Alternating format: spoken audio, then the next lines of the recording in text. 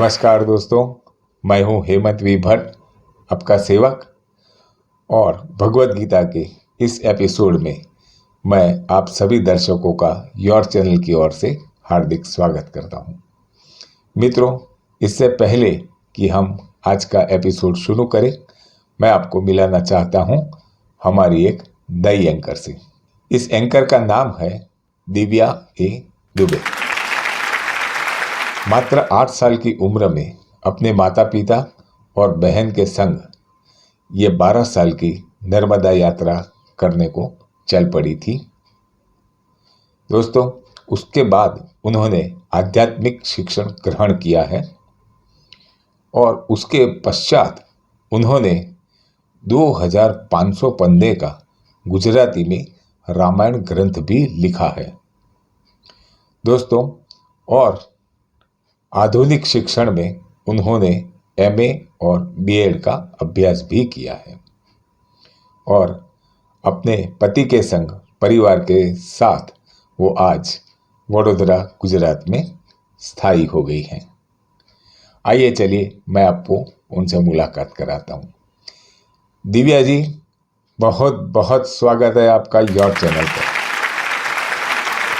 नमस्कार। सबसे पहले मैं मिसेस निराली आर पंड्या का धन्यवाद करती हूँ, जिन्होंने मुझे योर चैनल से अवगत कराया एवं हेमंत जी आपसे मिलाया। तो आपका भी बहुत बहुत धन्यवाद। आज योर चैनल के लिए एंकरिंग करते हुए मैं बड़ा गर्व अनुभव कर रही हूँ। आपका यह कार्य हेमंत जी बड़ा ही प्रशंसनीय है कि योर चैनल के माध्यम से सामाजिक एवं आध्यात्मिक कार्यक्रमों को आप अविरत रूप से प्रसारित करते हैं। तो मित्रों, आइए हम कार्यक्रम की शुरुआत करते हैं।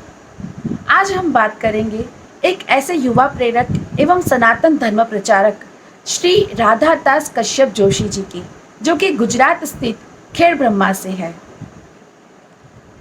इनका पहला एपिसोड हम सुन चुके हैं, जिसमें उन्होंने गीता जी के महात्म्य एवं भूमिका पर प्रकाश डाला था। आज के इस एपिसोड में वे गीता जी के पहले अध्याय का सारांश सरल हिंदी भाषा में हमें बताएंगे। तो आइए हम सब मिलकर उनका स्वागत करते हैं। ओम नमो भगवते वासुदेवाय। ओम पार्थाय प्रतिबोधितां भगवता नारायणेन स्वयं व्यासेन ग्रथितां पुराणमुनिना मध्ये महाभारतम् अद्वैतामृतवर्षिणीं भगवतीम् अष्टादशाध्यायिनीम् अम्ब त्वामनुसन्दधामि भगवद् गीते भवद्वेषिणीम्।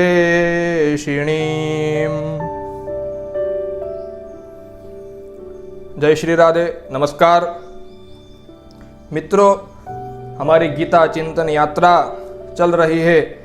हमने पिछली बार श्रीमद् भगवद गीता के दिव्य महात्म्य को सुना था, उसका चिंतन किया था। हमने देखा था कि श्रीमद् भगवद गीता के पाठ मात्र से, उसके श्रवण मात्र से, उसके चिंतन मात्र से कितना बड़ा फल प्राप्त होता है, उसका महात्म्य हमने सुना था। ऐसी दिव्य श्रीमद् भगवद गीता का आज प्रथम अध्याय अर्थात श्री अर्जुन विषाद योग, ये जो प्रथम अध्याय है, इसका चिंतन करने हम जा रहे हैं।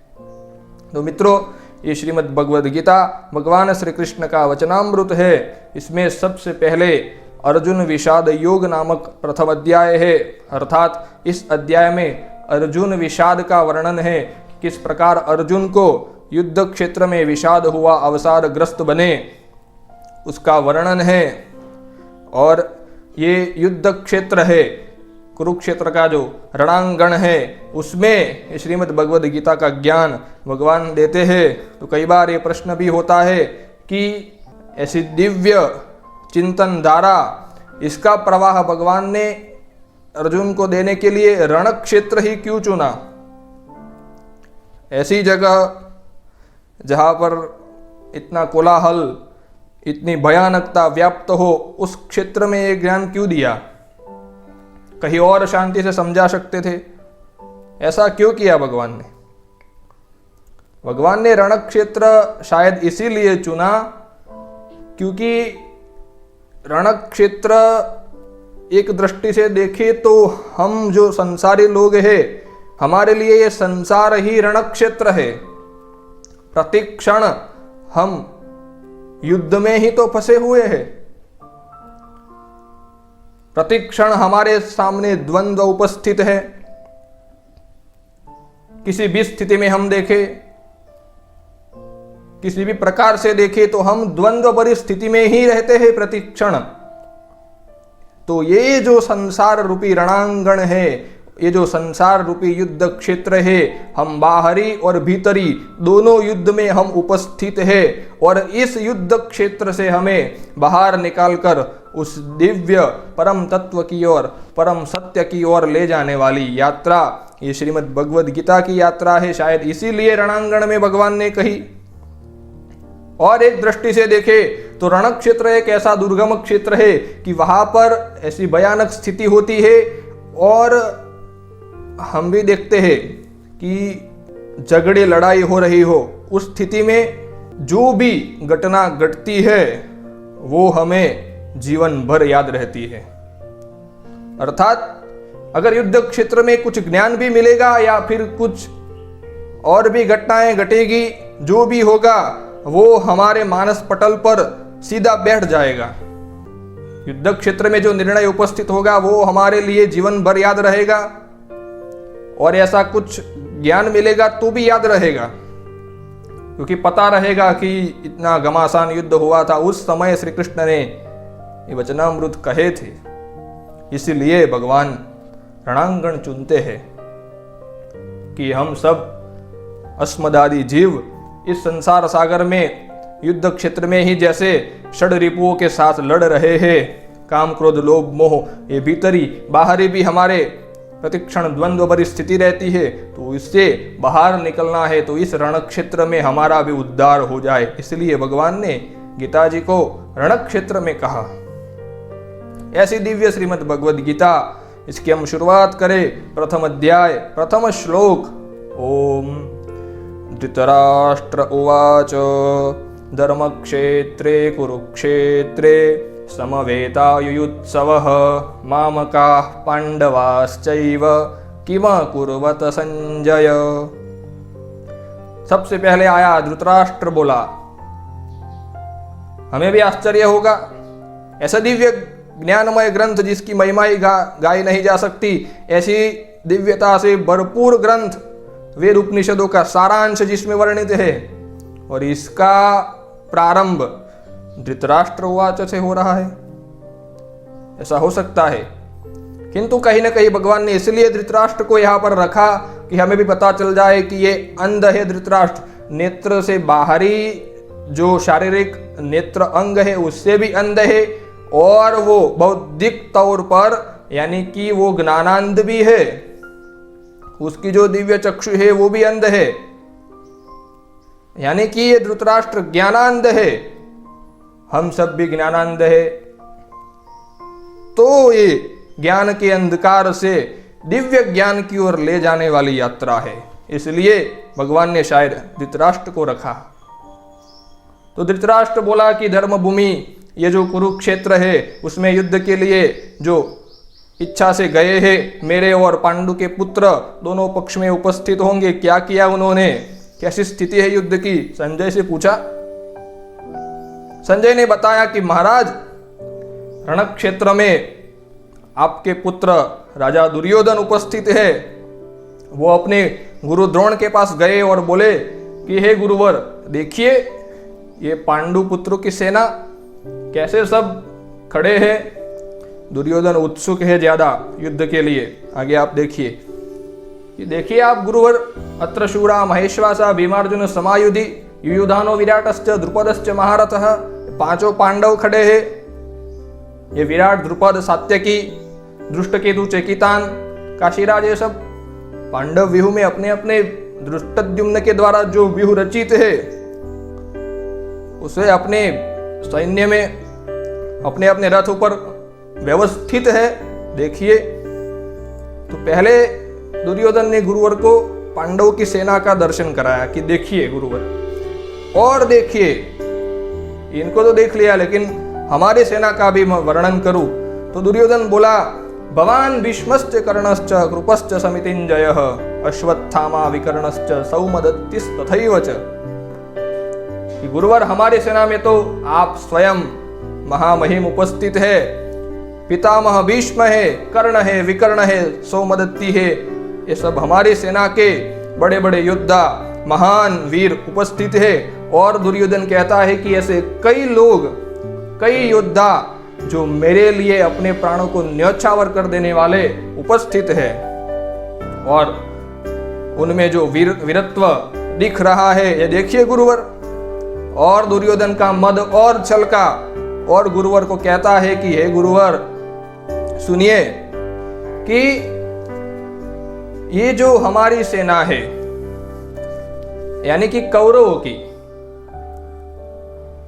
दुर्योधन बता रहा है कि हे गुरुवर, ये जो कौरवों की यानी हमारी सेनाएं है, ये पितामह भीष्म के द्वारा रक्षित है, सुरक्षित है, इसलिए ये अजेय है। दुर्योधन बोल रहा है कि अपर्याप्तम तदस्माकं बलम भीष्मा विरक्षितम पर्याप्तम त्विदमेतेषां बलम भीमा विरक्षितम। कि पितामह भीष्म के द्वारा सुरक्षित हमारी सैन्य, हमारी सेना जो है वो अजेय है, अपरिमित है। और क्या कहता है कि पर्याप्तम त्विदमेतेषां बलम भीमा विरक्षितम। ये भीम की सेना देखो, सामने वालों की, तो भीम के द्वारा सुरक्षित है, और कुछ नहीं, ये तो 5-10 ही है, जैसे ये तो सामान्य सैन्य है, इसको तो हम पल भर में जीत लेंगे। क्या है इसमें, तो क्या दम है इन लोगों में। ये दुर्योधन का मद और चल रहा है, क्योंकि दुर्योधन विचार शून्य है। आगे हम देखते हैं कि दुर्योधन किस प्रकार से विचार शून्य है और अर्जुन किस प्रकार से विचारवान है। फिर दुर्योधन ने इस प्रकार से सब गुरुवर को बताया। इतनी देर में पास में पितामह भीष्म थे, उनको लगा कि अब दुर्योधन के हृदय में भी हम हर्ष का कुछ आविर्भाव करें, और एकाएक उस सैन्य में भीष्म पितामह ने सिंह की तरह एकाएक गर्जना करते हुए शंख बजाया और भयानक नाद किया कि सिंहनादम विनद्योच्चैहि शंखम दद्मौ प्रतापवान। कि इतना दिव्य जो शंखनाद पितामह ने किया कि दुर्योधन के हृदय में हर्ष का आविर्भाव हो गया, क्योंकि उसका मद अभी और छलकने वाला है। फिर आगे जैसे पितामह ने शंख बजाया, वैसे ही ततः शंखाश्च वीर्यश्च प्रणवानक गोमुखाः, उसी शंख के साथ साथ शंख ढोल नगाड़े और बजने लगे। जैसे युद्ध का जो वातावरण है वो बनने लगा और वो दुंदुभी नाद होने लगा। उसके बाद भगवान श्री कृष्ण और अर्जुन जो सामने पक्ष में खड़े हैं, उन्होंने भी अपने अपने दिव्य शंख बजाए। पांचजन्यम ऋषिकेशु देवदत्तम धनंजय पौंडं दद्मो महाशंखम भीमकर्मा वृकोदरः। भगवान ने और अर्जुन ने भी अपने अपने शंख बजाए, और उसके बाद जो भी पांडव गण है क्रमानुसार सब अपने अपने शंख बजाते गए। द्रौपदी के 5 पुत्र वगैरह जो भी है वो सब अपने अपने शंख बजाने लगे। यहाँ पर एक घटना घटी। क्या हुआ कि जब सबसे पहले कौरवों ने बजाए, भीष्म पितामह आदि ने तो शंख बजाए जब कौरवों ने, तो पांडवों के ऊपर कोई असर नहीं हुई, पांडवों के ऊपर कोई असर नहीं हुई। किंतु जब पांडवों ने, भगवान श्री कृष्ण आदि ने शंख बजाए, तो यहाँ पर वर्णन है कि सघोषो धार्तराष्ट्राणाम हृदयानि व्यदारयत। वो जो दिव्य घोष हुआ, पांडवों का जो दिव्य शंखनाद हुआ, उसने इन कौरवों के हृदय चीर डाले, विदीर्ण कर दिए। अर्थात घबराहट छा गई, कहीं न कहीं असत्य भीतर ही भीतर अत्यंत घबराता है, ये यहाँ प्रमाणित होता है।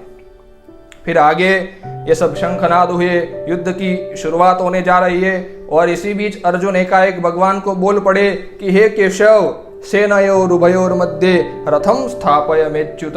हे भगवान, अपना रथ इन दोनों सेनाओं के बीचों बीच ले जाइए। मुझे देखना है कि कैर्मया सह योद्धव्यम अस्मिन् रण समुद्यमे, कि मुझे किन किन से लड़ना है, कौन कौन मेरे साथ युद्ध के लिए आया है, कौन है सामने पक्ष में, जरा देखूं तो सही में। भगवान तो मुस्कुराए, कोई बात नहीं। भगवान सारथी है, हंसते हंसते ले गए रथ को, बीचों बीच उपस्थित कर दिया और कह दिया, देखो अर्जुन, ये रहे तुम्हारे विरोधी। अर्जुन ने देखा, निरीक्षण किया कौन कौन खड़े हैं। अचानक अर्जुन की स्थिति बिगड़ी। तत्रापश्य स्थितान पार्थ पितॄनथ पितामहान आचार्यान मातुलान भ्रातॄन पुत्रान पौत्रान सखींस, तथा पितागण पितृओं, अपने जो घर के ही वृद्ध है वो आचार्य द्रोण, पितामह भीष्म, माता पिता गुरु, ये जो इनके ही अपने अपने ये वो ही सब खड़े हैं। अपने माता पिता के संबंधी, अपने ही भाई, अपने ही गुरुजन, अपने ही बुजुर्गगण वही खड़े हैं। इनसे मुझे लड़ना है। अर्जुन को अचानक अचंभित हो गया और भीतर हृदय में एकदम अत्यंत प्रभावग्रस्त विषाद अवसाद छा गया और भगवान से जैसे अर्जुन बोले कि हे कृष्ण, दृष्ट्वे मम स्वजनम कृष्ण युयुत्सुम समुपस्थितम सीदन्ति मम गात्राणि मुखं च परिशुष्यति वेपथुश्च शरीरे मे रोमहर्षश्च जायते गाण्डीवं श्रंस्तते हस्तात् त्वक्चैव परिदह्यते न च शक्नोम्यवस्थातुं भ्रमतीव च मे मनः।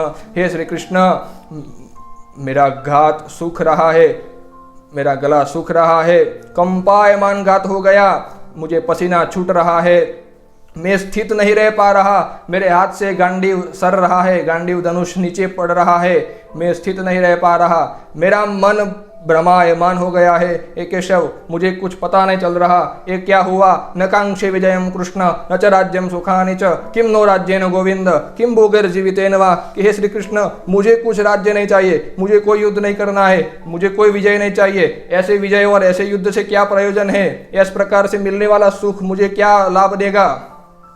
एतान्न हन्तुम इच्छामि ज्ञतोपि मधुसूदन अपि त्रैलोक्य राज्यस्य हेतु किन्नु महे कृते। और अर्जुन बोले कि इनको मैं इस पृथ्वी के लिए ही नहीं, मुझे त्रिलोकी का राज्य मिले तो भी मैं मर जाऊं, किंतु इनको मैं मारना नहीं चाहता। स्वजनम ही कथम हत्वा सुखी न श्याम माधव। कि अपने ही लोगों को, अपने ही स्वजनों को मार कर मैं किस प्रकार सुखी हो सकता हूँ। कुलक्ष फिर आगे अर्जुन बोल रहे हैं कि मैं इनको नहीं मारूंगा। और फिर कुछ जो थोड़ा ज्ञान है वो अर्जुन दे रहे हैं कि कुलक्षय प्रणश्यंती कुल धर्मा सनातना है, कि अगर युद्ध होगा तो कितने ही लोग मारे जाएंगे, उनके कुल नष्ट हो जाएंगे। कुल नष्ट होने के कारण जो कुल के धर्म है वो भी नष्ट हो जाएंगे। और धर्मे नष्टे कुलम कृष्णम अधर्मो विभवत्युत। कुल धर्म ही नहीं रहेंगे तो फिर अधर्म ही होगा। अधर्मा विभवात कृष्ण प्रदुष्यंती कुल स्त्रियां। अधर्म के प्रभाव के कारण कुल की जो स्त्रियां है वो प्रदूषित होंगी। कुल की स्त्रियां प्रदूषित होंगी तो वर्ण संकर प्रजा का आविर्भाव होगा। और वर्ण संकर प्रजाति के आने के कारण ये जितने भी पितृगण होंगे, इनके जितने भी वो पितृलोक में उनके पितर होंगे, वो सब के सब नरक में जाएंगे। क्योंकि नरके नियतम वासो भवतीत्यनुशुश्रुम। जिनके कुल धर्म ही नष्ट हो गए हो उनके तो फिर पितृगण नरक में ही निवास करते हैं। क्योंकि ये जो वर्ण संकर प्रजा होंगी वो कोई पिंडदान वगैरह करने वाले नहीं, करेंगे तो भी उनको लाभ नहीं है। तो संकरो नरकाय एव कुलग्नानाम कुलस्य च पतन्ति पितरो ह्येषां लुप्त पिंडोदक प्रियाः। इनके जो पितृगण होंगे वो अधोगति को पाएंगे, अर्थात उनकी निकृष्ट गति होंगी, नरक में वास होगा। इसलिए हे श्री कृष्ण, ये युद्ध उचित नहीं है। ये अपनी तरह से अर्जुन ने समझाया। भगवान मुस्कुरा रहे हैं, भगवान सब सुन रहे हैं। फिर अंत में अर्जुन बोले कि यदि माम प्रतीकारम अशस्त्रम शस्त्र पाणय धार्तराष्ट्रारणे हन्युस्तन में क्षेमतरम भवेत। अगर मैं, अंत में बोल रहे अर्जुन विषाद में, अत्यंत विषाद अवसाद ग्रस्त होकर बोल रहे हैं कि मैं अगर बिना शस्त्र खड़ा रहूं और शस्त्र लेकर ये सब कौरव लोग आए और मुझे युद्ध में मार डाले, ये भी अत्यंत मेरे लिए कल्याणकारी होगा, लेकिन मैं इनको नहीं मारूंगा। ऐसा बोलकर अर्जुन शोक संविग्न मनस होकर, अत्यंत अवसादग्रस्त होकर अपने गांडीव धनुष आदि जो युद्ध के सामान थे वो सब रख कर एक और वो खुद रथ के पिछले हिस्से में निराश होकर, अवसादग्रस्त होकर, डिप्रेस होकर जाके बैठ गया। यहाँ पर प्रथम अध्याय समाप्त होता है। तो मित्रों, ये जो अर्जुन का विषाद है, यही विषाद प्रतिक्षण हमारे मन में भी बना रहता है। और ऐसे विषाद को भगवान किस प्रकार दूर करेंगे, दूसरे अध्याय से सब भगवान जब फटकार लगाकर बोलेंगे कि ये तुझे शोभा नहीं देता अर्जुन, वो आगे हम भी सुनेंगे। तो ये अर्जुन का जो विषाद है, ऐसा विषाद हम सबके भीतर भी छाया हुआ है, बाहर भी छाया हुआ है। तो इसको दूर करने के लिए भगवान श्री कृष्ण की औषधि रूप जो वचनामृत है वो श्रीमद् भगवद गीता है, इसकी हम यात्रा करेंगे। तब तक के लिए प्रणाम। कृष्णाय वासुदेवाय हरये परमात्मने प्रणतः क्लेशनाशाय गोविंदाय नमो नमः। श्री कृष्णार्पणमस्तु। वाह, इतना मधुर श्रीमद् भगवद गीता का रसपान कराने के लिए जोशी जी आपका बहुत बहुत धन्यवाद। गीता शास्त्रमिदं पुण्यम यह पठेत प्रयतः पुमान, अर्थात जो कोई श्रीमद् भगवद गीता के उपदेशों का पालन करे वह जीवन के दुखों से चिंता मुक्त हो सकता है। तो मित्रों, आज हमने श्रीमद् भगवद गीता के पहले अध्याय का सारांश सुना। दूसरे अध्याय के साथ हम फिर उपस्थित होंगे। तब तक मैं दिव्या दुबे आपसे विदाई लेती हूँ और कार्यक्रम की बागडोर श्री हेमंत भट्ट जी के हाथों में सौंपती हूँ। जय श्री कृष्ण।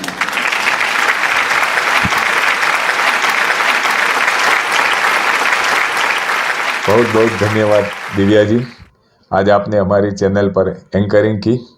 हमारे आज के मेहमान श्री SR कश्यप जोशी, ये तो एक बहुत अच्छे वक्ता भी हैं, बहुत अच्छे ज्ञानी भी हैं, ये तो हम जानते थे, लेकिन आप भी ज्ञानी हैं ये हमें पता नहीं था। चलिए, अब हमको पता चल गया है। अभी कभी ज़रूरत पड़ी तो आगे हम आपके भी ज्ञान का प्रसाद लोगों में ज़रूर बांटेंगे।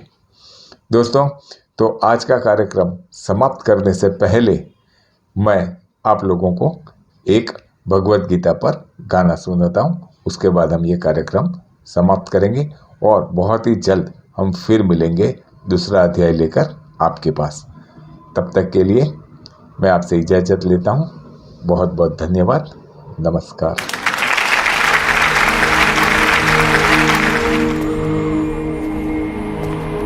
व्यर्थ चिंता है जीवन की, व्यर्थ है मृत्यु का भय, आत्म को ना मार पाते शस्त्र अग्नि असमय।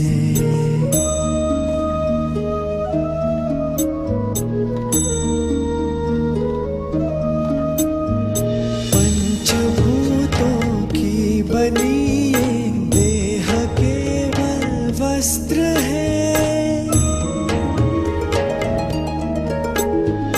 पंचभूतों की बनी ये देह केवल वस्त्र है। आत्मा का जो वास्तविक है घर कहीं अन्यत्र है।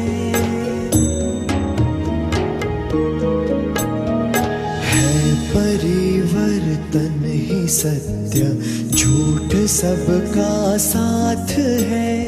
कुछ न खोना कुछ न पाना, रिक्त रहते हाथ है।